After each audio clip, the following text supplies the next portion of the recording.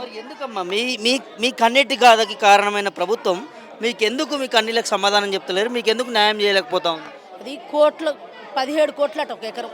ఆ! వాళ్ళు అది ఆక్రమించుకున్నానికి వాళ్ళ వాళ్ళ వాళ్ళ రియల్ ఎస్టేట్ వ్యాపారం చేసుకోవడానికి మమ్మల్ని అక్కడి నుంచి తీసేస్తారు. మరి ప్రభుత్వానికి ఏం సంబంధం ఉంది అక్కడ తీసుకోవడానికి? మరి ఆ విషయం వాళ్ళకి తెలిస్తే కదా వాళ్ళకు బుర్ర పని చేస్తలేదని చెప్తూనే ఉంటారుగా.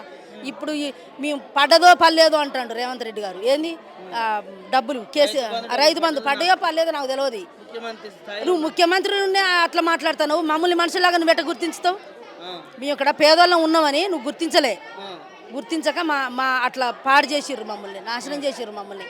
కానీ చేయి గుర్తు అంటే అది దీవించుతుంది అనుకున్నాం. కానీ ఉంటాడు కదా నేలమట్టం అది భస్మాసురుడు చెయ్యి అస్తమని మేము అనుకోలే.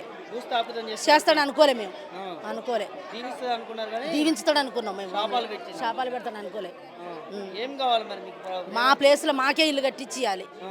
మా డిమాండ్ అదే. ఇంకా మాకు ఏమొద్దు. వాళ్ళ కోట్లు వద్దు, వాళ్ళ లక్షలు వద్దు, వాళ్ళ గురించి మాకు సంబంధమే వద్దు. పేదలుంటే డబుల్ బెడ్రూమ్లు ఇందిరా మిల్లు ఇస్తామన్నాడు పొంగులేటి. అది అబద్ధం. ఆ! అది ఆల్రెడీ నువ్వు వాళ్ళకు పల్లెటూర్లలో ఇచ్చిన వాళ్ళకే నువ్వు ఇస్తలేవు ఇంతవరకు. కట్టి ఆపుకున్నారు. కొంచెం కట్టి ఆపుకున్నారు నువ్వు బిల్లు లేక. ఇంకా మాకు ఇస్తావా నువ్వు? నమ్మకం లేదా? లేదు, అసలు నమ్మకం లేదు మాకు. ఆ! మా ప్లేస్ మాకే కావాలి. మా ప్లేస్లో మాకే కట్టించి ఇవ్వాలి. మరి ఎన్ని రోజులు ఇట్లా పోరాటం చేస్తారు? రోడ్లపైకి వచ్చి చిన్న చిన్న పిల్లలు వేసుకొని ఇప్పుడు ఎగ్జామ్స్ కూడా జరుగుతున్నటువంటి సిచ్యువేషన్ చూస్తూ ఉన్నాము. ఎన్ని రోజులైనా కానీ ఆ! ఇదే మాది పోరాటం. మీకు న్యాయం జరిగేవారు ఆ పోరాటమే. వెనక్కి మాత్రం తగ్గం. చచ్చినా ఏం లే, తీసుకుపోయి అన్నే పాతి పెట్టాలి మమ్మల్ని. మా ప్లేస్లో మమ్మల్ని అన్నే పాతి పెట్టాలి. అంతవరకు తెగిస్తారా?